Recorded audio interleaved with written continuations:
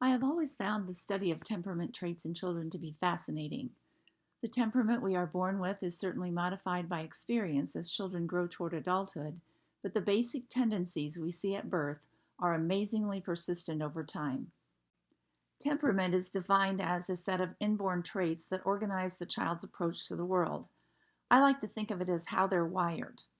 The classic longitudinal research on the topic was done by Dr. Alexander Thomas and Dr. Stella Chess and is discussed briefly in your textbook, listing their three broad temperament types of easy, difficult, and slow to warm up. To arrive at their temperament types, Thomas and Chess observed children on 9 different dimensions. Keep in mind that each dimension is not an either-or proposition, but describes more of a continuum. Activity level describes the child's idle speed, or how active the child generally is. Is the infant difficult to hold because they wiggle and squirm so much? Is the child always on the go? Or does the child prefer sedentary activities? The dimension of distractibility refers to the child's ability to concentrate and pay attention, even when they're not particularly interested in the activity. Is the infant easily distracted by sounds or sights while nursing or drinking from a bottle? Is the infant easily soothed when upset by being offered an alternative activity? Does the child become sidetracked easily while attempting to follow a routine or working on some activity? Being highly distractible can be seen as a positive when it's easy to distract a child from an undesirable behavior, but it seems negative when it prevents the child from finishing their schoolwork. To determine intensity, we watch for the infant's reactions. Do they react strongly and loudly to everything, even relatively minor events? Does the child show pleasure or upset strongly and dramatically, or does the child just get quiet when upset? The dimension of sensory threshold relates to how sensitive a child is to physical stimuli. It is the amount of stimulation, such as sounds, taste, touch, or temperature changes needed to produce a response in the child. Does the child startle easily to sounds?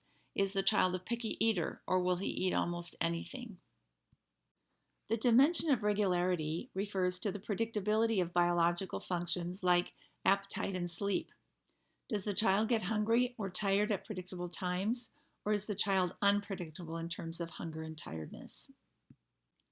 The approach or withdrawal continuum refers to the child's characteristic response to a new situation or strangers. Does the child eagerly approach new situations or people, or does the child seem hesitant and resistant when faced with new situations, people, or things? Adaptability is related to how easily the child adapts to transitions and changes like switching to a new activity. Does the child have difficulty with changes in routines and with transitions from one activity to another? Does the child take a long time to become comfortable in new situations? Persistence refers to the length of time a child continues in activities in the face of obstacles. Does the child continue to work on a puzzle when he has difficulty with it, or does he just move on to another activity? Is the child able to wait to have his needs met? Does the child react strongly when interrupted in an activity? And finally, does the child tend to react to the world primarily in a positive or in a negative way? Does the child see the glass as half full and focus on the positive aspects of life? Is the child generally in a happy mood, or is the child generally serious? Taking all the continuum scales together, children who tend, on most measures, toward the right side of the scales would be classified as easy. Those who tend toward the left side would be classified as more difficult, and those in the middle would be the slow to warm up children.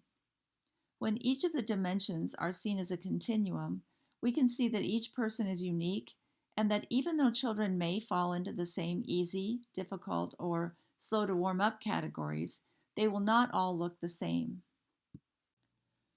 Our final thoughts are about Chess and Thomas's concept of goodness of fit. This refers to how adults in the environment interact with the biological predispositions of the child, either strengthening or weakening them.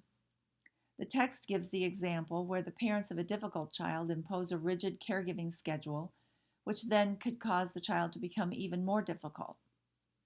On the other hand, parents may try to modify the child's tendencies in a positive way to achieve a goodness of fit that takes both the child's and the parent's needs into consideration.